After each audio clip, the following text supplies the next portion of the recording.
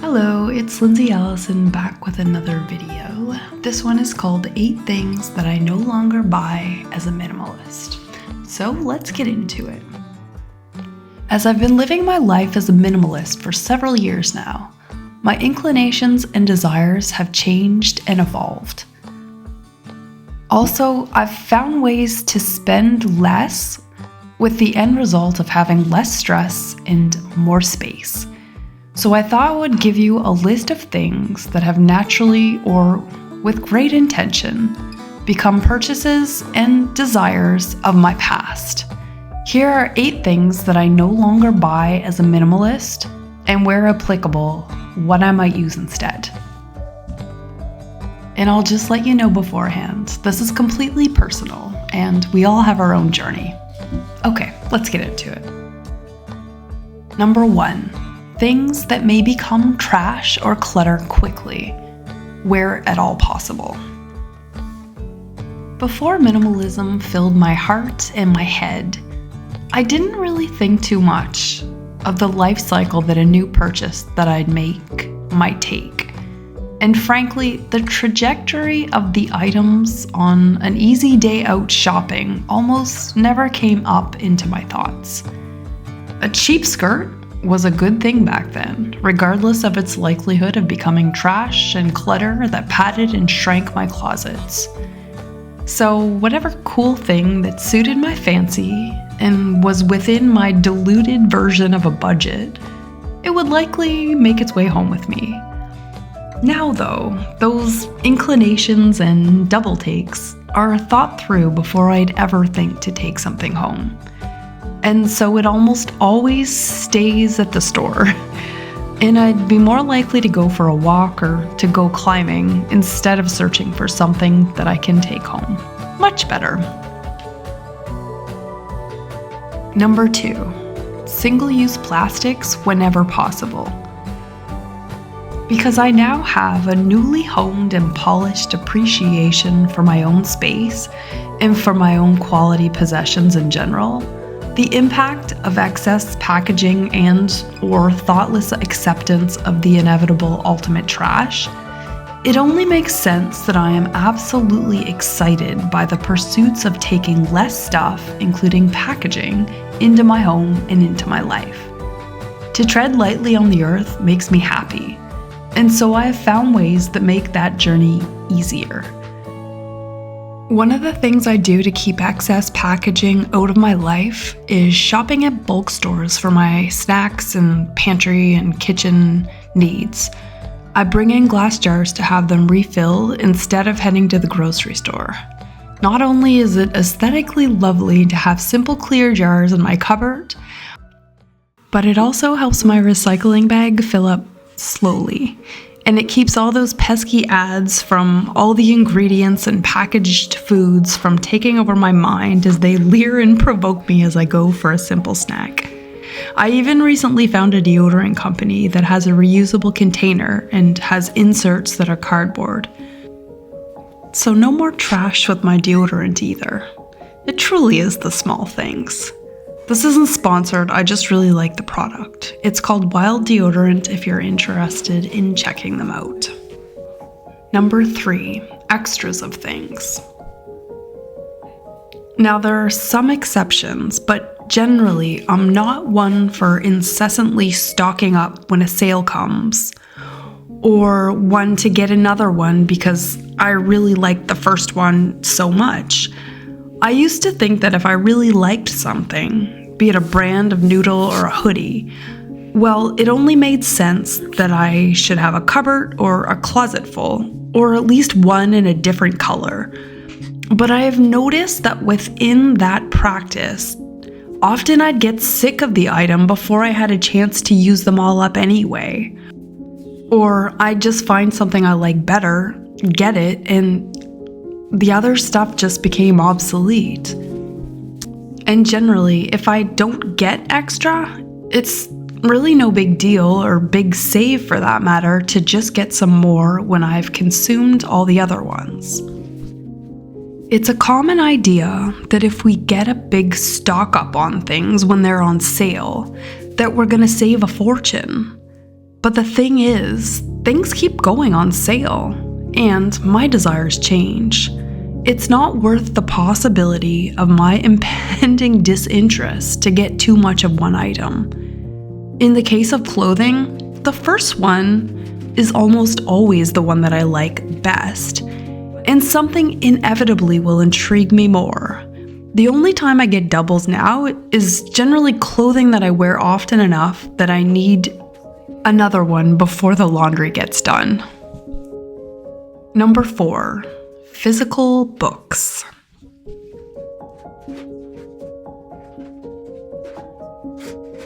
When I did my big decluttering purge a few years ago, the amount of books brought to the used bookstore was astounding.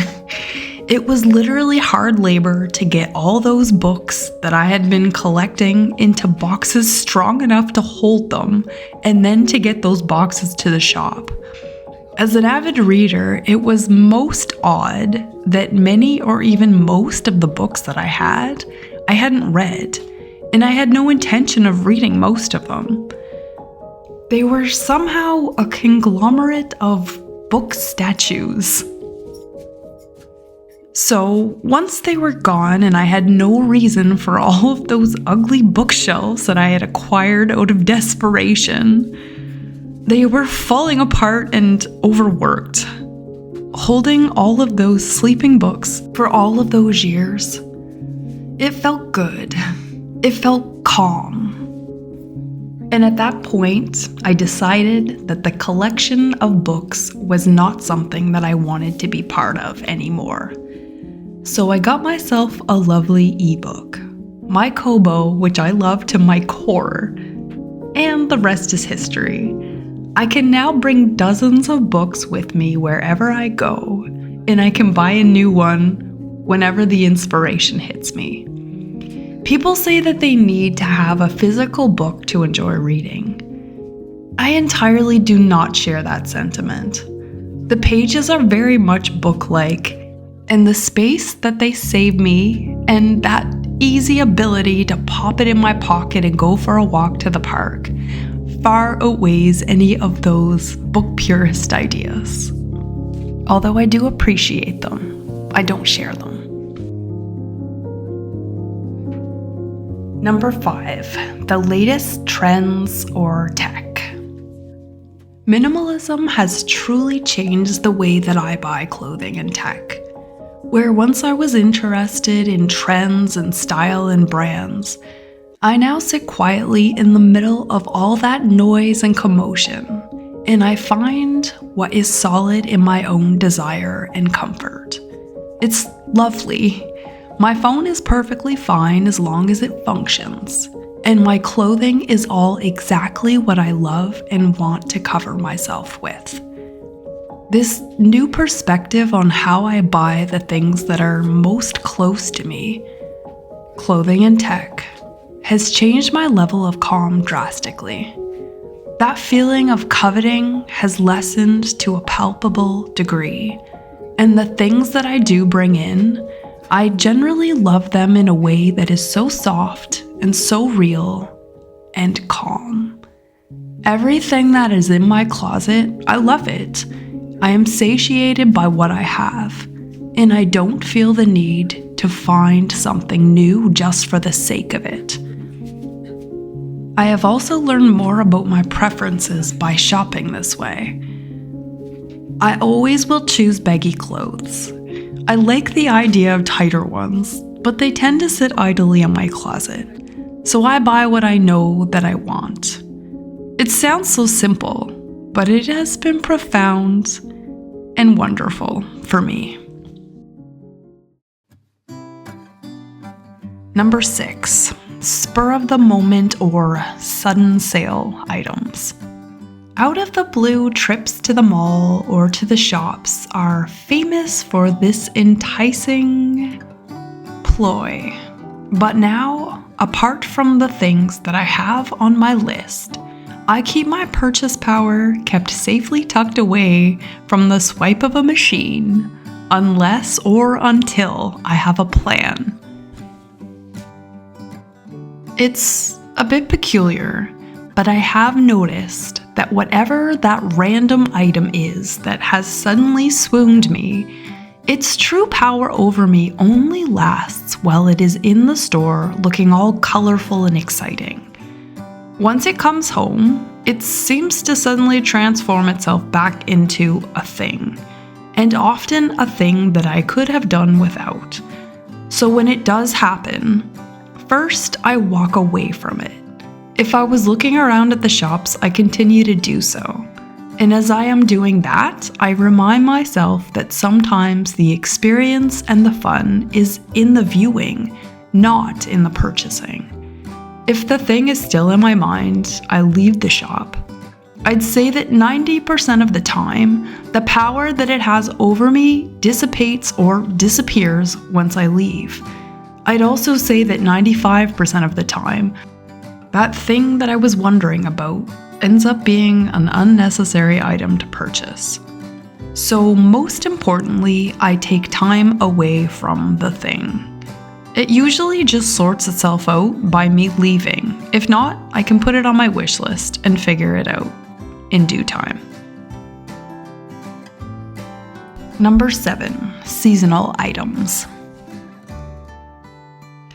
Generally, I'd say that my possessions have been chosen because I think that they will have the quality and strength to last a long time. So much more often, when a new season is upon me, the items that I need for the impending weather are merely tucked away in my closet or in some boxes on the shelf. Where once winter would mean a new jacket, a new toque, and new boots, now it only means pulling out last year's jacket, toque, and boots.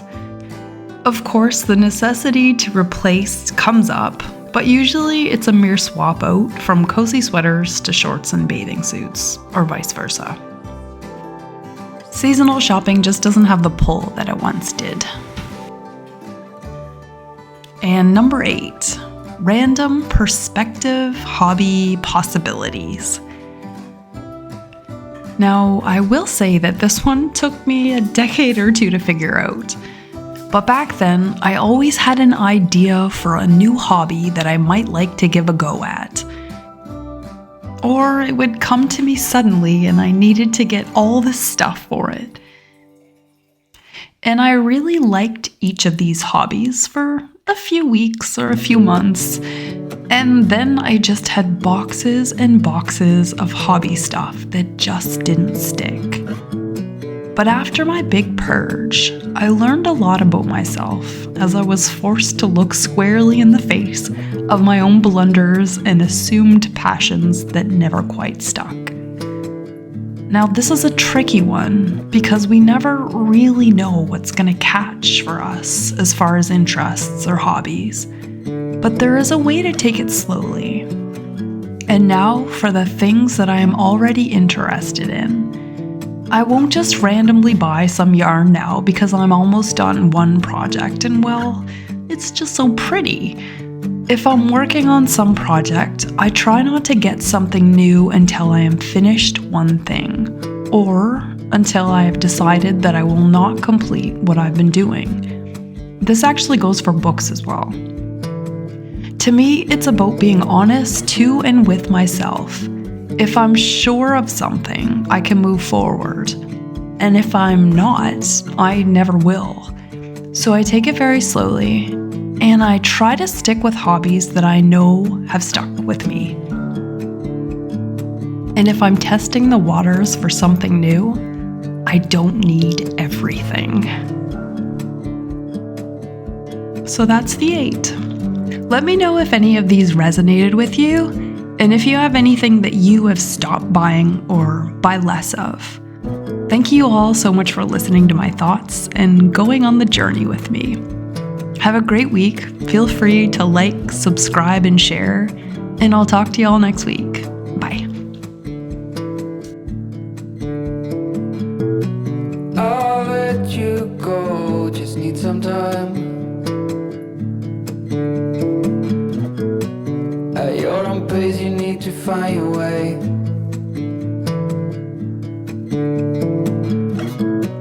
I know now you'll never change your mind. for something that matters.